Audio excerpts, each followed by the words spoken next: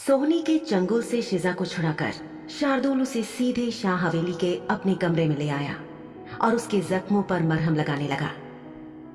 शिजा बहुत भावुक हो रही थी क्योंकि एक तरफ वो खुश थी कि शार्दुल आ गया था और दूसरी तरफ उसे अभी भी यकीन नहीं हो रहा था कि उसकी सोहनी के हाथों हो रही दुर्दशा अब खत्म हो गई थी और शार्दुल ने आखिरकार पहुंचकर उसे वाकई बचा लिया था। शार्दुल शिजा की हालत देखकर गुस्से में था, लेकिन वो अपने गुस्से को फिलहाल काबू में रख रहा था ताकि वक्त आने पर सोहनी को उसकी सजा दे सके। लेकिन अभी फिलहाल वो पहले शिजा का ख्याल रखना चाहता था और उसे फिर से सेहतमंद करना चाहता था। उसने शिजा से पूछा कि जब शार्दुल राजपूताना गया हुआ था तो पीछे से शिजा के साथ क्या क्या ज्यादतियां की गई।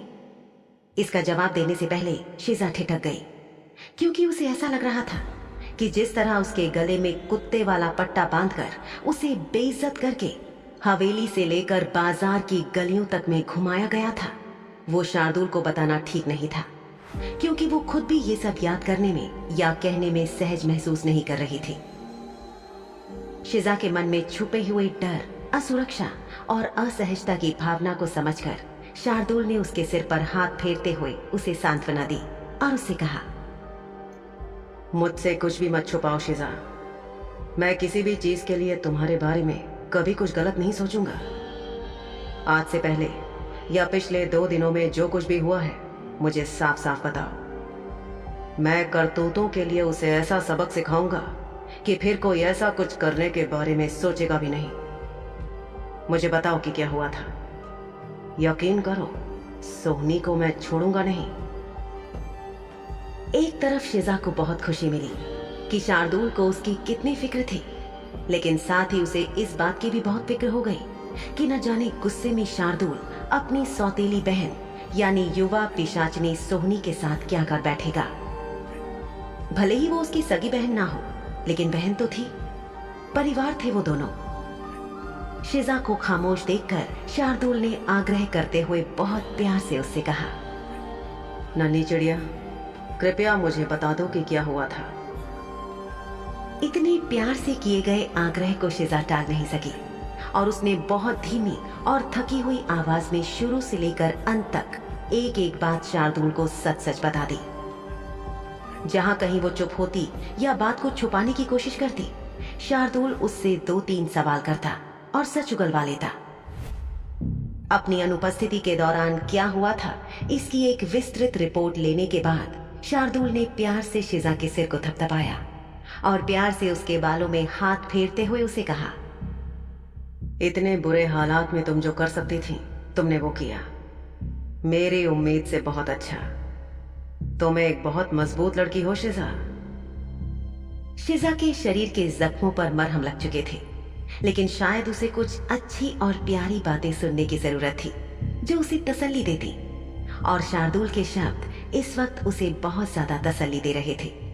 लेकिन फिर भी उसने कहा, मैं मजबूत हूं या नहीं ये नहीं कह सकती। इतना कहकर वो खड़ी होने लगी तो शार्दुल ने अपने हाथ से सहारा देकर उसकी मदद की।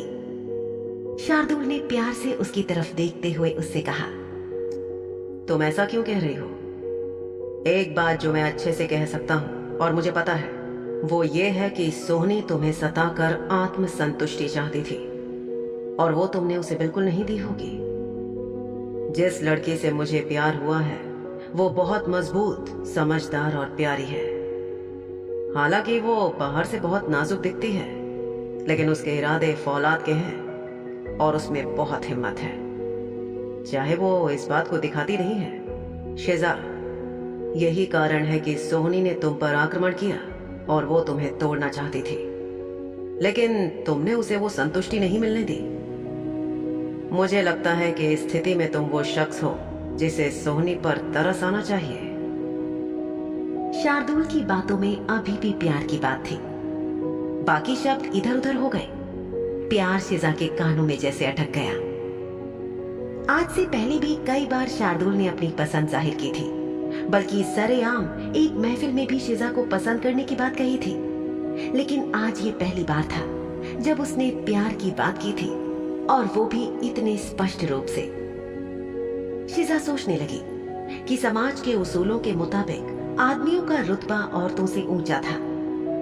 औरतों की पूरी जिंदगी पुरुषों को खुश करने में, नापसंद का ख्याल रखने में और उनका दिल जीतने में ही निकल जाती थी। फिर भी उनमें से बहुत सारे मर्द औरतों के साथ अच्छे से पेश नहीं आते थे। देखा जाए तो शार्दुल को भी खुश करना आसान नहीं था, क्योंकि उसका स्वभाव थोड़ा अलग तरह का था। लेकिन जिस बेशर्मी से उसने अपनी भावनाओं को जाहिर किया था, उसमें एक स्वाभाविकता और सच्चापन था। जिस बेबाकी से वो अपनी बात कहता था, वो उसका सबसे बड़ा गुण था। शिजा को इस बात से कोई फर्क नहीं पड़ रहा था कि वो बेशर्मी से प्यार की बात कर रहा था, बल्कि वो इस बात से खुश थी कि अपने पीछे पीछे औरतों को घुमाने वाले मर्दों के विपरीत वो साफ तौर पर अपने दिल के जज्बातों को बयां कर रहा था। शिजा ने अपने बारे में सोचा और उसे अपने बारे में कुछ भी खास समझ में नहीं आया, तो उसने शार्दुल की तरफ देखते हुए कहा कि उसे वाकई नहीं लगता था कि उसमें कुछ बात थी या वो मजबूत थी। शार्दुल उसके सामने आकर खड़ा हो गया और उसके कंधे पकड़कर उसकी आंखों में आंखें डालकर बोला, तुम्हारी सबसे अच्छी बात है तुम्हारा चरित्र, तुम्हारे मन की मजबूती और तुम्हारा सच्चापन। भले ही ये चीजें आंखों से दिखाई नहीं देती हैं, लेकिन किसी भी रिश्ते के लिए ये महत्वपूर्ण होती है। अगर तुम में ये सब बातें नहीं होती तो भला तुम मुझे दिलचस्प क्यों लगती? सोचो, तुम बहुत पहले हड्डियों की झील में मरहूम लोगों की महफिल में शामिल हो जाती। अब मुझे बताओ कि तुम्हें ऐसा क्यों लगता है कि तुम एक मजबूत, हिम्मत वाली लड़की नहीं हो? क्या इसकी वजह तुम्हारे ये आंसू हैं जो लगातार तुम्हारी आंखों से बह रहे हैं? इतना कहकर शार्दुल ने अपने हाथ से शिजा की पलकों में अटके हुए एक आंसू को अपनी उंगली के पोर पर ले लिया। फिर वो शिजा से बोला, आंसू कभी ये नहीं दिखाते कि आप कमजोर व्यक्ति हो, और कभी भी ये तय नहीं किया जा सकता कि कोई व्यक्ति कमजोर है इसलिए वो रोएगा या फिर वो मजबूत है इसलिए वो कभी आंसू नहीं बहाएगा। ये सोच पूरी तरह से हास्यास्पद है। इधर आओ, मैं तुम्हें कुछ बताता हूं। शार्दुल ने आगे झुकते हुए शिजा के माथे पर फूंक मारी ताकि उसके चेहरे पर लगा हुआ मरहम सूख जाए। शिजा को जख्म में ठंडक और जलन एक साथ महसूस हुई और उसकी आंखें बंद हो गईं। फिर वो शिजा से एक कदम दूर हुआ और उससे बोला, जब मैं छोटा था ना तो बहुत ज्यादा रोता था। ये बात सुनते ही शिजा की बंद आंखें खुल गईं। उसने शार्दुल की आंखों में देखा तो उसे एहसास हो गया कि वो सिर्फ बातें नहीं बना रहा था बल्कि सच कह रहा था। शिजा के लिए ये भरोसा करना या ये मानना मुश्किल था कि शार्दुल जैसा मजबूत व्यक्ति भी किसी चीज से इतना प्रभावित हो सकता है कि उस चीज के पीछे आंसू बहाए। उसने शार्दुल से पूछा कि वो बचपन में क्यों रोता था। शार्दुल उसकी तरफ देखकर मुस्कुराया और फौरन ही उसकी मुस्कान उसके चेहरे से गायब भी हो गई। वो बोला, मेरी माँ एक शुद्ध खून वाली पिशाचनी थी। वो हद से ज्यादा खूबसूरत थी, लेकिन वो किसी आम पिशाच की तरह नहीं थी। उसके अपने नियम थे जिनका पालन करना जरूरी था। ऐसे बहुत कम मौके होंगे जब उन्होंने अपने नियमों को तोड़ा हो और झुकी हो। यहां शाह हवेली में और बाहर पूरे शहर में जो भी लोग उनसे कभी मिले हैं या उन्हें जानते हैं, वही उन्हें वास्तव में जानते हैं। बाकी लोगों ने केवल सुना ही सुना है। मेरी मां को बिना लोगों पर तरस खाए उन्हें मार डालने की आदत थी। उनके लिए हर चीज सफेद और काली थी, यानी गलती है तो सजा मिलेगी और इससे कोई नहीं बच सकता। गलती का कारण या उसके पीछे की नीयत, ये सब उनके लिए महत्वपूर्ण नहीं था। आमतौर पर माता पिता अपने बच्चों को क्रूर चीजें देखने से बचाते हैं, लेकिन मेरी माँ जब किसी की हत्या हो रही होती थी या किसी को मारा जा रहा होता था तो हमें उसे देखने के लिए आमंत्रित करती थी और हमें भी वैसा ही करने के लिए प्रोत्साहित किया करती थी। मुझे ये सुनकर अफसोस हुआ। शिजा ने शार्दुल से ये केवल कहा ही नहीं, बल्कि वो दिल से ये बात महसूस भी कर रही थी, क्योंकि उसे नहीं पता था कि शार्दुल और अवंतिका की मरहूम माँ महजबीन शाह ऐसी थी। जितने प्यार और आदर से शार्दुल अपनी माँ के बारे में बात करता था और उन्हें याद करता था। वो सब सुनकर शिजा को यही लगता था कि मरहूम महिला शाह हवेली की वर्तमान मालकिन मलका जान की तुलना में बहुत ज्यादा अच्छी रही होंगी। लेकिन अब उसे लग रहा था कि शायद महजबीन शाह मलका जान की तुलना में बहुत ज्यादा खराब थी। उसने शार्दुल से पूछा, आपके बाबा ने कभी इस बारे में कुछ करने या कहने की कोशिश नहीं की? शिजा का सवाल सुनकर शार्दुल ने ना में अपना सिर हिलाया और फिर शिजा से कहा, शुद्ध खून वाले पिशाचों का संसार अपने नियमों और मान्यताओं के मामले में बाकी प्राणियों से थोड़ा अलग है शिजा। आमतौर पर सभी शुद्ध खून वाले पिशाच अपने द्वारा या अपने परिवार द्वारा की गई हत्याओं पर बहुत गर्व महसूस करते हैं। आमतौर पर शुद्ध खून वाले पिशाच हत्याएं करके अपने क्षेत्र की जमीन पर अपना नियंत्रण दिखाना चाहते हैं ताकि बाकी पिशाच या प्राणी उनकी जमीन से दूर रहे। मेरे पिता को तब तक मेरी मां द्वारा मारे गए लोगों की हत्याओं से कोई फर्क नहीं पड़ा जब तक मेरी मां ने मुझे और अवंतिका को एक हत्या दिखाने की कोशिश नहीं की। अवंतिका और मैं बहुत छोटे थे, लेकिन हम आज्ञाकारी और कर्तव्यपरायण बच्चे थे जो अपनी मां की हर बात मानते थे। हमारे नाजुक कंधों पर फर्मा बरदार बच्चे होने का बड़ा बोझ था। मैं छोटा था तो अपनी मां और अपने ही रिश्तेदारों से शुद्ध खून पिशाचों वाले पिशाचों के तौर तरीके सीख रहा था, लेकिन अवंतिका के लिए वो समय बहुत मुश्किल था। मैंने ये सब सीखने में बहुत मेहनत की, लेकिन मौतों को देखना कभी भी आसान नहीं होता। आपके कानों में लोगों की चीखें गूंजती रहती हैं, उनकी तड़प, जान बख्शने के लिए उनका गिड़गिड़ाना, फिर उनका मारा जाना और आपके चारों तरफ खून के छींटे ही छींटे और फिर खून की नदी फैल जाना। आपके आसपास की जमीन को आप एक मरघट में बदल देते हैं। हम बच्चे थे और हमारे लिए इसमें कुछ भी अच्छा या मजेदार नहीं था, बल्कि ये हमारे लिए बहुत ही मुश्किल और भयानक समय था। लेकिन इसका ये मतलब बिल्कुल नहीं है कि मैं अपनी मां से नफरत करता हूं।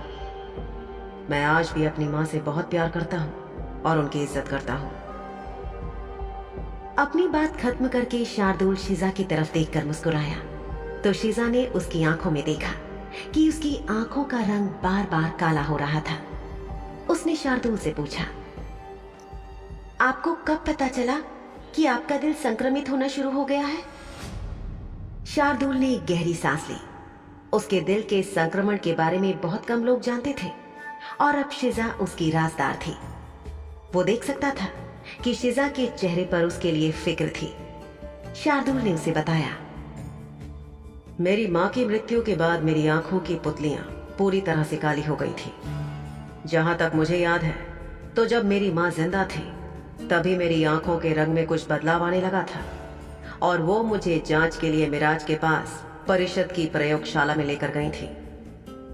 मिराज ने मेरी आंखों को देखा था और वो मेरी अनुवांशिकी और उत्परिवर्तन के बारे में और ज्यादा जानने के लिए मेरे शरीर पर अपने औजारों से कुछ काट पीट करना चाहता था और कुछ खून लेना चाहता था, और मेरी मां ने इस बात की इजाजत नहीं दी।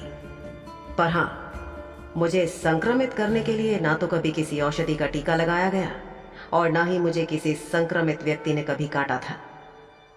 लेकिन मैं इतना निश्चित तौर पर कह सकता हूं कि अगर मेरी मां ने खुद मेरी जांच की और फिर मुझे परिषद की प्रयोगशाला में भी लेकर गई तो इसका मतलब साफ था कि उन्होंने मेरे भ्रष्टाचार को महसूस किया था। यानी इस बात का मतलब साफ है कि जब मैं बहुत छोटा था तभी मेरा दिल भ्रष्ट होकर संक्रमित हो गया था, और भले ही उससे फौरन मेरी मौत नहीं हुई, लेकिन वो समस्या जारी है। शायद आज पहली बार शार्दुल ने इतना खुलकर अपने बचपन और जिंदगी के बारे में कोई बात शिजा से बांटी थी, और आज पहली ही बार शिजा को शार्दुल के लिए बहुत ज्यादा बुरा लग रहा था। आज वो जान पाई थी कि शार्दुल का बचपन कितने अकेलेपन में बीता था और उसमें से ज्यादातर समय उसे अपनी इच्छा के विपरीत वो सब करना पड़ा जो उसकी माँ और उसके रिश्तेदार उससे चाहते थे, जिसकी उन्हें शार्दुल से उम्मीद थी। वो सोच रही थी कि एक नन्ही सी उम्र में एक के बाद एक लाशों को गिरते हुए देखना, लोगों को मरते हुए और तड़पते हुए देखना कितना बुरा अनुभव रहा होगा।